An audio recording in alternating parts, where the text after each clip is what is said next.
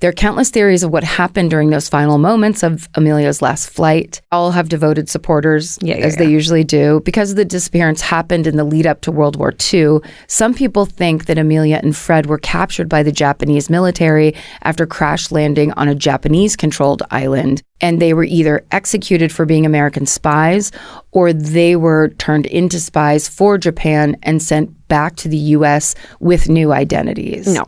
That one's a little wild. Yeah. But what if? Yeah. Now we write that movie. Okay. Another theory is that Amelia wound up on an island called Niku Moro. Sorry for that pronunciation. 400 miles south of Howland Island. Is this where they found her compact?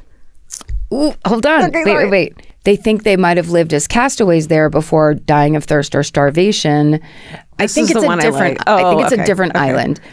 Some people believe this theory, then take it one step further, suggesting that massive coconut crabs could have consumed their remains and scattered their bones, making their bodies harder to find. Okay. Those fuckers are big. I mean, it's such a creepy idea. The island had been inhabited in the past, but it was uninhabited at the time of this flight. Despite this, intermittent radio signals were reported from that general area around the time they disappeared. Interesting. As if the plane's radio had remained intact and accessible, and they were calling for help. On top of that, in 1940, bones are found on Niku Moro. They have since been lost, so the DNA has never been tested. Come on. Yeah. But again, that island had been inhabited, so they weren't necessarily theirs. Searchers have found on that island a single shoe, a piece of aluminum, and a jar of freckle cream. Freckle cream. Which certainly points to a person and maybe a woman having been there. And for what it's worth, Amelia Earhart had freckles that she was reportedly very self-conscious about. Oh, first of all, it breaks my heart that she is so self-conscious that she brings freckle cream on this like adventure. But then I'm like, true. I wonder if that was like their SPF at the time, where it's like you had to cover your freckles with this cream and maybe it wouldn't get worse. Yeah, it was maybe like it was a 2-for-1 where she's like, I need moisture because this wind's going to whip around my face. It's like a sunscreen. It's an early sunscreen. Okay. Yeah. I mean, yeah, it's her. It's theirs. Could you imagine you're just on this island, it's mostly coconut crabs, and then you're just like, Pond's cold cream. What if the cold cream was like the sponsor of the flight? Like, so she had to bring it. What if it was the sponsor of this podcast? Oh my God. Freckle cream. Freckle cream. Freckle clem.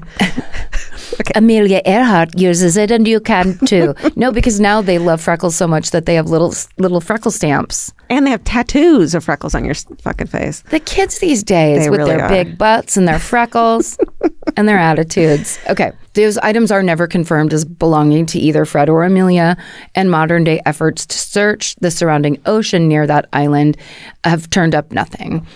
Of course, many people think Amelia's plane simply ran out of fuel and crashed into the open ocean because of the sheer size and depth of the Pacific. It hasn't been found. Amelia's sister Muriel thinks this is what happened. Quote, I'm not happy with some of the dramas about Amelia where they went into fiction. So essentially, of course, that's how it always is. Where it's like actually simple theorizing. Right. Yeah. The hard truth, which presumably was much harder for Muriel, Amelia's mother, Amy, and her husband, George, is that we simply do not know what happened to her. George Putnam died in 1950 at age 62 of kidney problems. Amy, Amelia's mother, died in 1962 at age 95, and her sister Muriel passed away in 1998 at the age of 98. Wow. Yeah. Searchers continue to hunt for any signs of Amelia Earhart or her plane. As recently as 2023, a deep-sea exploration group released an underwater sonar image of what they thought was the plane. But in 2024, they discovered it was just a bunch of rocks. Oh, no. Plane-shaped rocks. All that in mind, instead of focusing on the mysterious ending of Amelia's story, we can always relish in what we do know about her life and her bold approach to living it. As writer Anthony Brandt has said, quote, it wasn't that Amelia was willful, rather that she was free. She was calm, fearless, cheerful in the face of life, and she attracted everybody. She believed that women should live lives rich in experience and have careers, if they possibly could. Can you imagine?